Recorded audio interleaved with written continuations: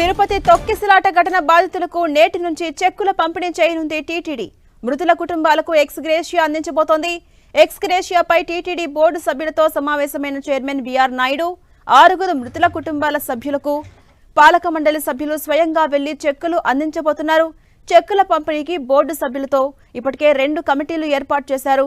వైజాగ్ నర్సీపట్నంకు వెళ్లే బృందంలో జ్యోతుల నెహ్రూ, జంగా కృష్ణమూర్తి, పనబాక లక్ష్మి, జానకీదేవి, మహేందర్ రెడ్డి, ఎంఎస్ రాజు, భానుప్రకాష్ రెడ్డి ఉన్నారు.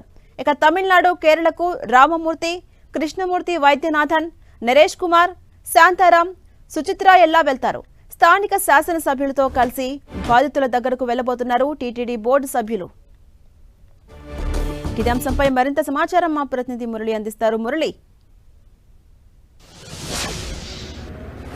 అంటే మనకు తెలుసు, ఏదైతే తిరుపతి జరిగిన తొక్కిసలాట ఘటనలో మొత్తం 6 మృత్యువాత పడ్డారు, చాలా మంది గాయపడ్డారు. అయితే స్వయంగా ముఖ్యమంత్రి ఇక్కడికి రావడం, వారికంతా కూడా నష్టపరిహారం ప్రకటించిన సంగతి కూడా తెలిసిందే. ఈ నేపథ్యంలో ఇప్పటికే తీవ్రంగా గాయపడిన ఇద్దరికి చెరు 5 లక్షలు, అట్లాగే స్వల్పంగా గాయాలకు పాలైన దాదాపు 30 మందికి 2 లక్షల చెక్కులు నిన్న రాత్రే టీటీడీ చైర్మన్, పాలక మండలి సభ్యులు అందజేశారు. ఇక మిగిలిన ఎవరైతే మృతుల కుటుంబాలు ఉన్నాయో వారికి మాత్రం నేరుగా వారి ఇళ్లకే వెళ్లి ఆ మేరకు నష్టపరిహారం తాలూకు చెక్కులు ఇవ్వాలని టీటీడీ పాలక మండలి నిర్ణయం తీసుకుంది. ఆ మేరకు ఇవాళ ఆ చెక్కులు పంపిణీ కార్యక్రమం కొనసాగబోతోంది. మొత్తం ఆ ఘటనలో 6 మృత్యువాత పడ్డ సంగతి తెలిసిందే. వారంతా కూడా కొంత డిఫరెంట్ ప్రాంతాలకు చెందిన వ్యక్తులు.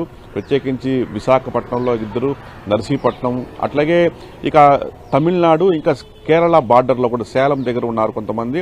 మొత్తం 6 మందికి చెక్కులు పంపిణీ చేయాల్సింది. ఈ నేపథ్యంలో అంతా కూడా టీటీడీ పాలక మండలే ఈ కుటుంబాలకంతా స్వయంగా వెళ్లి చెక్కులు ఇవ్వాలని నిర్ణయం తీసుకున్నారు. పాలక మండలి 2 బృందాలుగా విడిపోవడం జరిగింది. ఎవరైతే ఇక్కడ అటువైపు ఉత్తరాంధ్ర, గోదావరి జిల్లాల ప్రాంతాల నుంచి పాలక మండలిలో ప్రాతినిధ్యం వహిస్తున్న ఒక కమిటీతో అటువైపు ఉన్న వారి కుటుంబాలకంతా కూడా చెక్కులు ఇవ్వబోతున్నారు. ఇక తమిళనాడు నుంచి, కర్ణాటక నుంచి పాలక మండలిలో ప్రాతినిధ్యం వహిస్తున్న కొంతమంది సభ్యులతో కూడిన మరో బృందం ఇటు తమిళనాడుకు అట్లాగే కేరళ సరిహద్దుకు వెళ్లబోతున్నారు.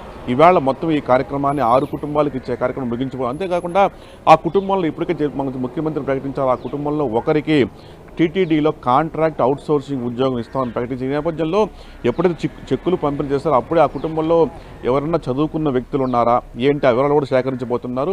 ఎవరన్నా వాళ్ళకి అంటే ఎవరు అర్హులో వారి నిర్ణయం తీసుకొని అందులో ఒకరికి టీటీడీలో కాంట్రాక్ట్ ఉద్యోగం ఇవ్వబోతున్నారు.